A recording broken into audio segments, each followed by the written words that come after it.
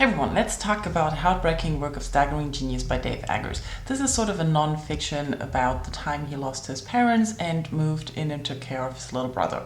And before I go on about the content of the book, let's talk a little bit more about how the book is written and why I wanted to read it. I had no idea what this book is about. I just knew that it kept popping up around books that I liked. So people who liked the books that I liked read this book and liked it and recommended, and also people who bought this book bought the same books I did. So it kept showing up on recommendations and lists and things ever since it has been published. But I never really got around looking into the book, what it is about and what's the deal with it, or actually buying it since last year. And I loved it. It's right up my alley from the way it is written.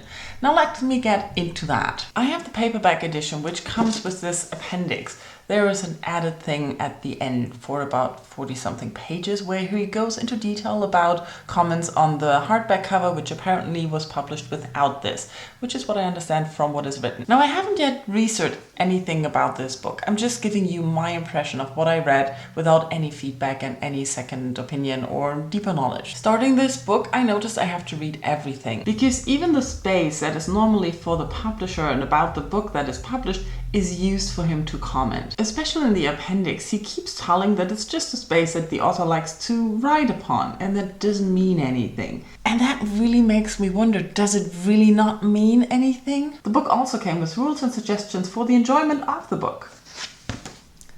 And there he says what you should read and what you shouldn't read. And as soon as someone tells me you shouldn't read that, I of course want to read it, which was the acknowledgements and the preface. The acknowledgements, which are a lot of pages, and he's not really thanking people per se. He's just telling you what the book is about, gives you metaphors, gives you parts he left out, tells you how to read it and things. And it just confused me. Now don't get me wrong, I really liked that part, but it still was kind of confusing. Like, why does he tell me how to read his book? Why does he tell me what he left out, what he didn't mention, and what he wanted to get at, the symbolism and the metaphors and what that all meant?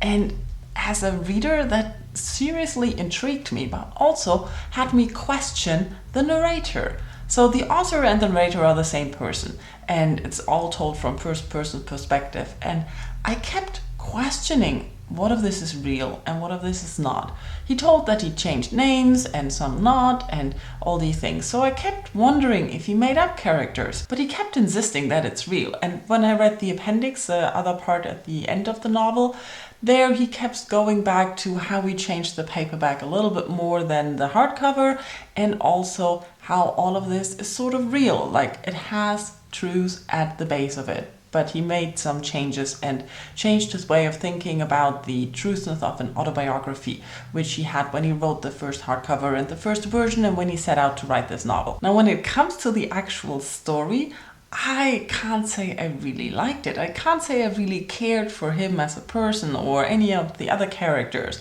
The process is more that he keeps presenting himself as a kind of screwed up person who's really weird and not nice. He always points out his not so nice facts, his not so nice personality traits, and he tries to make fun of it in some points and mentioning things where also he's a caring person for his brother. And I found myself disliking him as a person a lot. And the funny thing is, whenever I really thought I'm gonna stop this, you're getting on my nerves, he kept using other characters to comment on his way of telling the story, on his being and the parts he shows. And this is also another part of his writing that I loved.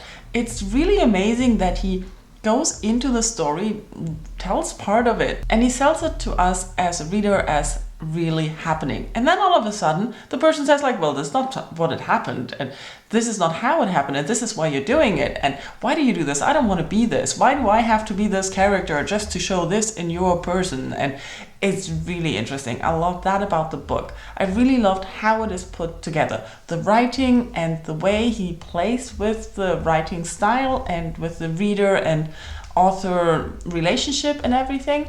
I love that about the book. I can't really say I'm overly interested in his life. I can't really say that I learned a lot about his life, and I can't really say that I really want to read more about his life. Don't get me wrong, I want to read more of what he's written, but I don't really care about his life that much and about him as a person.